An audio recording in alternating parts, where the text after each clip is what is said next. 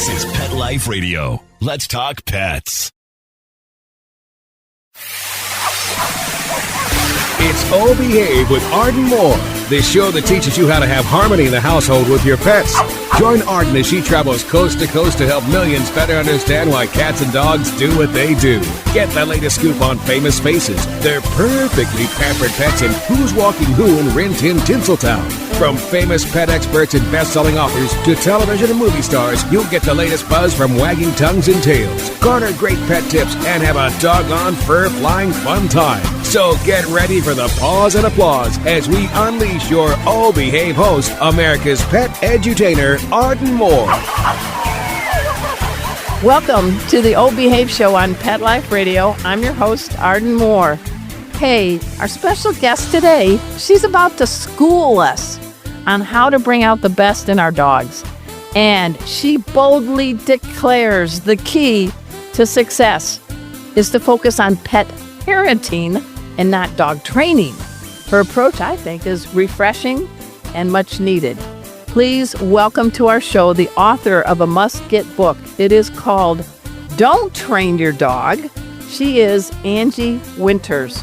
Welcome to the show, Angie. Thank you. Thanks for having me. I appreciate it. Hey, everyone. It's a big, long subtitle. Everybody, I'm going to take 2 breaths. Here we go. Don't Train Your Dog, a pet parenting guide to teaching good behavior, calming fears, and raising happy dogs. You said it, girl. You had me at don't train. Got to cover everything. It's got to cover everything, and that anything that the parent might need. So that's right. And now as we live in the post-COVID time and we have all these pandemic dogs running around, this is a book that is so timely. We're going to dig into the book after we take this quick break. And you all know the drill. Sit, stay. We'll be right back. Time for a pause. 4 furry ones, actually. Sit and stay. Oh Behave will be right back. Take a bite out of your competition. Advertise your business with an ad in Pet Life Radio podcasts and radio shows. There is no other pet-related media that is as large and reaches more pet parents and pet lovers than Pet Life Radio. With over 7 million monthly listeners, Pet Life Radio podcasts are available on all major podcast platforms, and our live radio stream goes out to over 250 million subscribers on iHeartRadio, Odyssey, TuneIn, and other streaming apps. For more information on how you can advertise on the #1 pet podcast and radio network, visit PetLifeRadio.com/advertise today. Let's Talk Pets on PetLifeRadio.com. Oh Behave is back with more tail-wagging ways to achieve harmony in the household with your pets. Now back to your fetching host, America's pet edutainer, Arden Moore. Welcome back to the Oh Behave Show on Pet Life Radio. I'm your host, Arden Moore. I'm so excited to have Angie on our show because, in her own words, she has studied, raised, and rehabilitated more than 1,000 dogs. And she has a new book out. It's called Don't Train Your Dogs. She hails from the fine state of Ohio. And Angie, just as a little background, tell us about, you have a site called Parenting for Dogs. Is that correct? And it's the letter 4. So people want to know a little bit of your background. So you're in Ohio. You are a dog's best friend and hopefully keeping sanity for pet parents. Yes. I guess that, it's hard to believe even for me, but the story starts 28 years ago where I really just started volunteering to help some dog rescues. I didn't belong to any rescue. I just helped them with behavior because I had already with my own dogs realized there were things that needed to be fixed in the family life that dogs didn't understand with typical training. So I had this initial aha moment about, oh, now this is what's causing that. And then fast forward many, many dogs and many, many parents later, from working in the rescue world, the training world, understanding what the vets and the medication and how that plays in, understanding shelters, everything. I was able to see this big picture. And so I started bringing just the worst of the worst cases to my house, not doing any just regular training, just bringing for rescues these dogs that had already were scheduled for euthanasia due to, extreme behavioral problems where they just couldn't be in anybody's house. So by figuring that out, which was extremely challenging, but I can't stand to watch suffering. I was like, I got to help this. And so I was compelled to do that, but I was raising 2 kids. Well, you got to give a shout out to your boys. Come on, they're going to listen.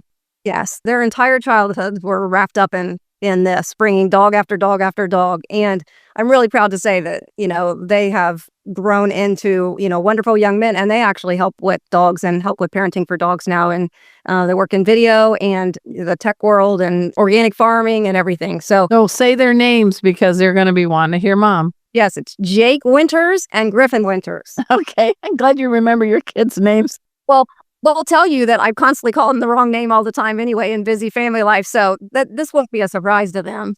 Okay. Names. So the end result is when I started seeing this and I was seeing that the dog training world was causing parents to be paralyzed and they are either doing no rules or because they're afraid to make a wrong move. Either it's too firm, obedient, strict, or it's too over permissive. And then they just got their hands tied. And now this dog's being surrendered and, the rates were skyrocketing. So, and they were losing their homes. And I'm seeing it in everyday life. I'm working with people. But I go in and use these different techniques and explain to parents more practical, simple things, but they're from a parenting perspective, not from training a domesticated or wild animal. That's where it gets off, is because we've been taught this mentality of, but really, dogs are so emotionally entwined with us and so intellectual that these things not only just fall short in teaching them, they actually cause confusion in the long run. Exactly. And you actually have your book, which I like, Don't Train Your Dog. You have it divided in 2 sections. You have the first is all about dog parenting. And you say proclaimed and explained. And then in the second, everything is going to be okay. I love that. So I want to dive into this because you talk about the different styles of dog training. You say there is the authoritarian, the all positive, and the one you really want, which is a firm but supportive parental guidance. So dive right in. All right. I'm the boss. Why does that not work as an approach to having a relationship, a real relationship with your dog? So the reason why that doesn't work or that falls short, because it doesn't teach. So it's not about learning moments, okay? It's about you obeying me. So the same reason why that doesn't work with children is the same reason why it doesn't work with dogs. Exactly. So, this balance with children, which is, we pretty much as a society understand that, the kids need firm but supportive guidance, okay? So there are certain safety rules and rules that have to be, but they're taught in a way that's supportive. And it isn't this punishment after the fact kind of thing. That doesn't teach. Focus is on teaching. So that's with dogs. It's just that the way you provide this firm, supportive guidance to dogs is different than you do it with kids. So that's why I make that distinction, because they both need parented. Okay, because my definition of parenting is providing love, support, and guidance to vulnerable members of a family. I so like they that. both need that, right? But how you do the actual guidance with dogs in everyday modern life is different than you do it with kids. But on the flip side, and I've been through a number of classes where it seems like I have to bring in a big old bucket of treats. And it's like, good sit, treat, good look at me, treat. What's the danger of that all positive, or you call it too permissive style of approaching to bring out the best in a dog? Right. So the reason why I call it too permissive, I'm super positive with dogs. Everything that I do, no abuse, it's positive. But where they make the mistake is to consider just treats and distractions are going to be able to teach family life skills. So, and it actually muddies the water for parents, because when they first see, sit for a treat, because dogs are so intelligent and they're so intertwined with us, of course they're going to learn it, sit for, and then they're like, look how smart he is. This communication's going great. But then either the trainer leaves, and then the behavior starts going off the rails because parents are led to believe that they can teach these family skills that are, don't bite kids, don't run out the door without, in front of a car without being told you can leave. They think they can teach those the same way they taught the tricks, and nothing could be further from the truth. And so therefore it starts this decline where they have nothing else to work with, and that they are told that dogs are going to be hurt by teaching truly what isn't allowed. But I've developed everything into very simple recipes and prescriptions for parents. Yeah, in your graphics, the book's about 140 pages, everyone, and it does have prescriptions for things. It does have these recipes for success. But you also, because we live in the digital age, Talk a little bit about, you also offer another thing with your book that people can download. It's a companion. Yeah, it's a digital companion to the book. So I think this is probably the first book, or the publishers, and I mean, nobody else seen it, but done this way. But we have developed a digital companion to the book. It's not an e-book. You have a QR code, right? You have a QR code as you're reading the book, you can scan this QR code and you can go to the digital companion. So the things I've just told you, that here's this recipe and here's how it works. If you want to see that happening in real life, because you want that extra, educational avenue, all parents can go there and they get access to that with the book, that they can see it being done in real life with different dogs, different ages. These are recipes that work with all varieties of dogs. It's not I like that. Yeah, all ages too. Yeah, parents have lost hope. And so when you lose hope, that's when dogs start getting surrendered, people get injured, dogs don't have a fair chance to learn, and then life gets busy, and then everybody's like, you should never give away your dog. Of course I never would. I never have, and I advocate for that. But it's like, if a dog is biting a kid and you're raising 3 kids and you can't do anything about it, they're eventually going to lose their home. Exactly. Hey, we're speaking with Angie Winters. We're going to dive in a little bit more. We got to take a quick break, but she is an author of Don't Train Your Dog. I want you to check it out. Also, her website is Parenting for Dogs with the letter 4 in there. So check that out. But we're going to take a quick break. Sit, stay. We'll be right back. Time for a walk on the red carpet, of course.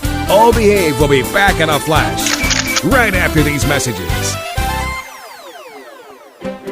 You know the expression, cats have 9 lives. Well, what if you can give them one more? The Give Them 10 movement is on a mission to help give cats an extra life. How? With spay and neuter. Spaying or neutering your cat helps them live a longer, healthier life.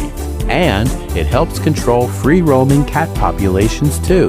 Learn more about the benefits of spay and neuter and meet Scooter, the neutered cat, at GiveThem10.org. That's GiveThem10.org. Let's talk pets Let's talk pets on Pet Life Radio. Pet Life Radio. PetLifeRadio.com. Hi, this is John O'Hurley reminding you you're listening to the O Behave Show with Arden Moore on Pet Life Radio. We're back from the lot. Just checked the paper and we had a record showing at the box. The letterbox, that is. Now back to O Behave. Here's Arden. Welcome back to the O Behave Show on Pet Life Radio. I'm your host, Arden Moore. I like that you're being refreshing, as I said, and practical. Parents don't have a lot of time, whether they have kids or dogs, both. But you said something in the intro I really appreciated. You said that don't be handcuffed by indecision. So we love our dogs and we want them to live the best life. And parents get handcuffed because if they only have to choose between all this noise in the dog training world, which is what I'm doing, is my book cuts through that noise and gets right to parents and says, here, there are other options, just because you haven't seen it in the typical dog training world, that are fighting each other, and parents are getting caught in the crossfire of all these attacks on each other. So that's rendering parents paralyzed, what I call parental paralysis by analysis. So then you don't make a move because you're afraid that it's going to cause your dog to have fear or aggression, or you're afraid that they'll be, turn into a Tasmanian devil, if you don't give them any. So therefore, parents either do 2 things, and I've just been doing this for 28 years. This is why I know. It usually comes down to 2 things. They either give up and don't try to do any rules, which goes off the rails and causes fear and aggression to develop, or they try to do too many strict rules and try to turn them into obedient robots, and that doesn't work either, which creates fear and ultimately aggression. So this is common sense, practical advice that goes against the, billion-dollar typical dog training world. I'm just saying. I mean, I actually didn't choose this path myself. Like, dogs, because of my work with dogs, because of the things that have happened to me in my life, I mean, this was chosen for me. And so then when I feel like I owe it to dogs, I'm not a big dog training, business or make a bunch of money or even want to be in public life. I'm only doing this for dogs and for parents. And so It is direct. Well, and it's coming from the heart, and you are using passion, which is good. Your book is well written. It's very practical. It's very conversational. And you said, I did this because of dogs. So I know he's up in dog heaven right now, but who was Hustle, and how was this dog an inspiration to you? Well, yeah, I mean, it seems like the loss of him 3 years ago is like, it seems like the pain doesn't dull the tiniest even amount, which you'd think it would dull a little bit, but it hasn't at all for me. And you're actually very good at your job. I could tell you've been doing this for a long time because you're actually the first one that's asked me about him. Hustle's important. I appreciate it. He is very important. And, I owe it to him to keep going with this work because he dedicated his whole life. What kind of dog was to he in doing his this. personality? Border Collie. Okay. Oh, so he was kind of dumb. I'm just teasing all you Border Collie people out there.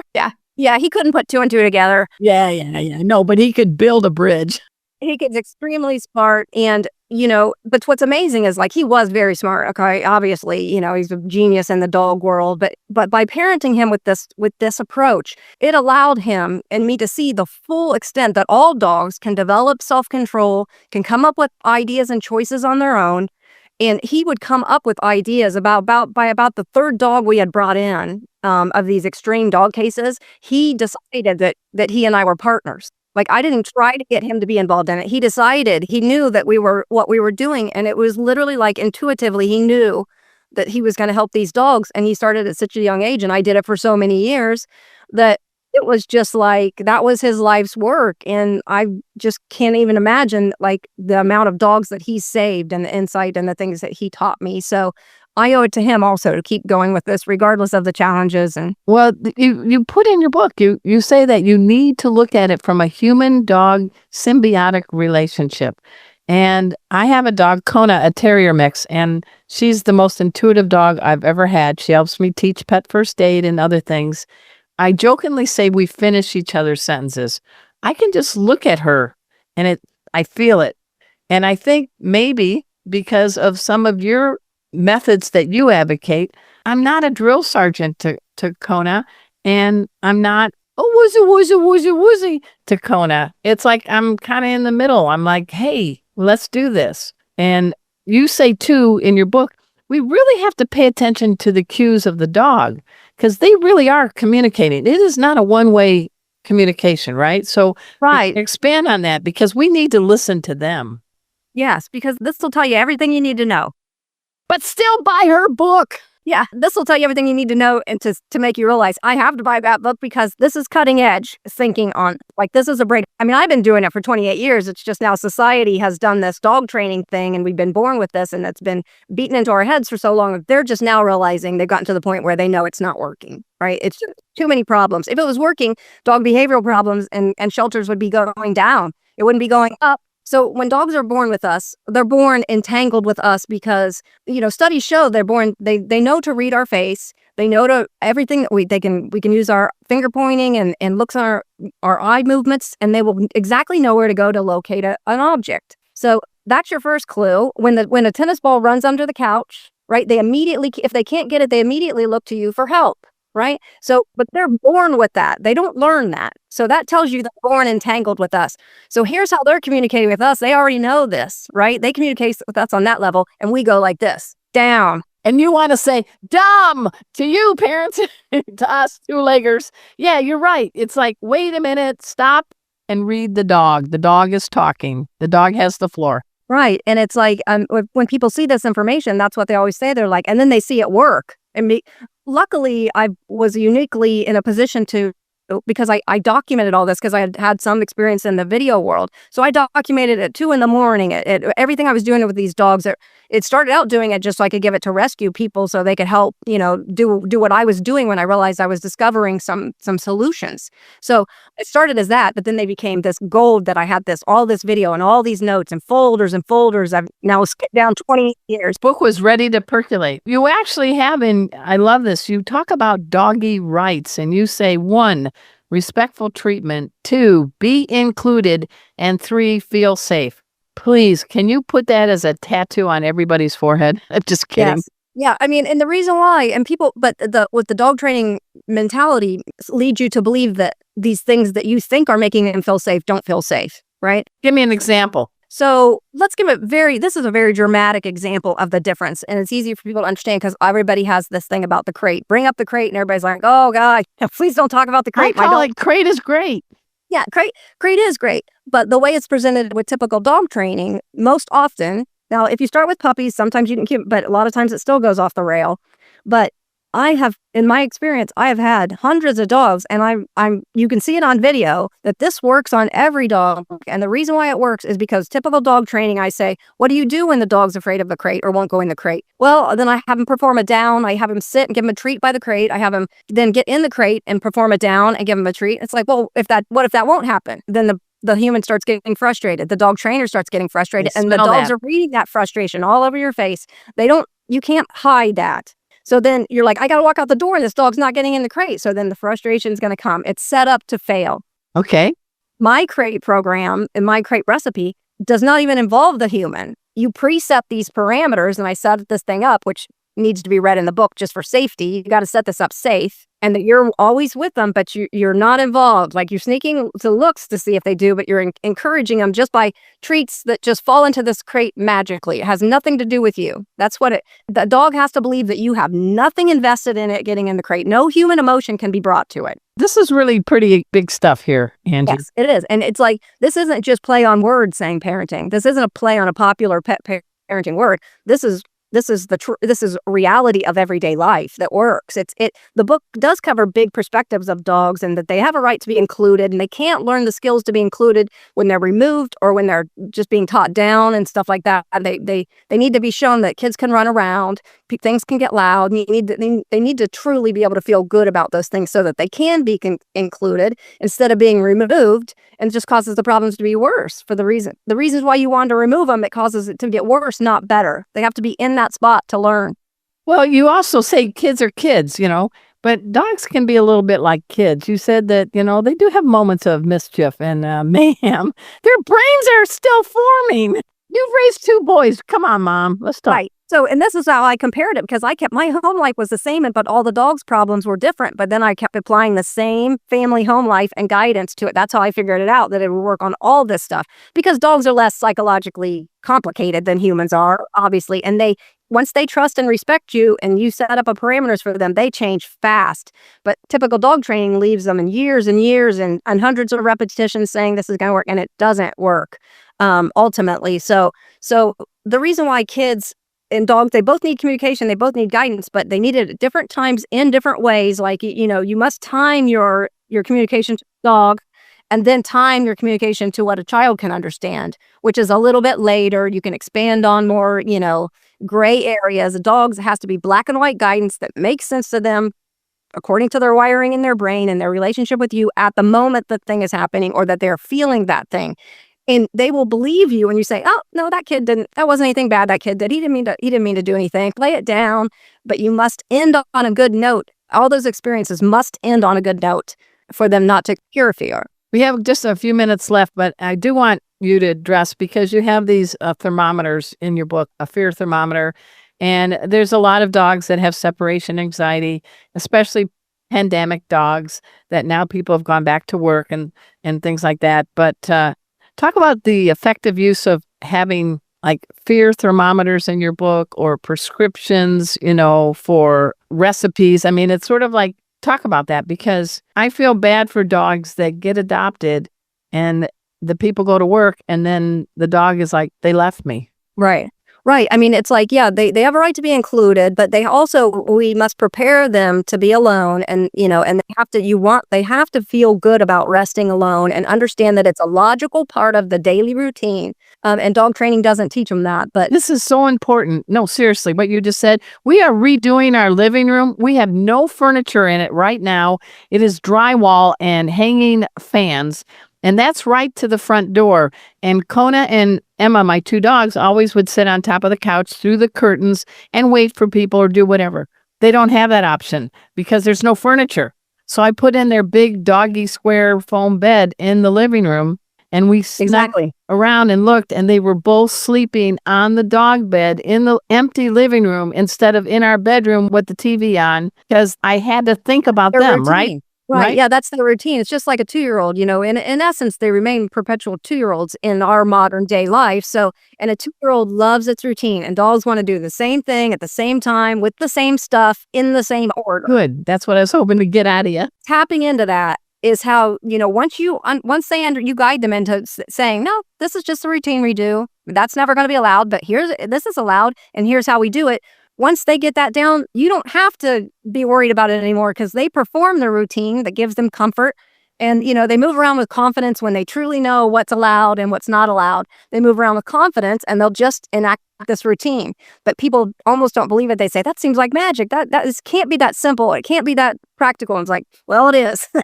And you heard it first from Angie Winters. Hey, Angie, what's the one thing you think dogs have done to make you a better human? Well, dogs are the purpose of my entire life because it's a long personal story, but I was the recipient of a miracle. And I know that the dogs are the reasons why I got a second chance at life. I mean, I faced my death.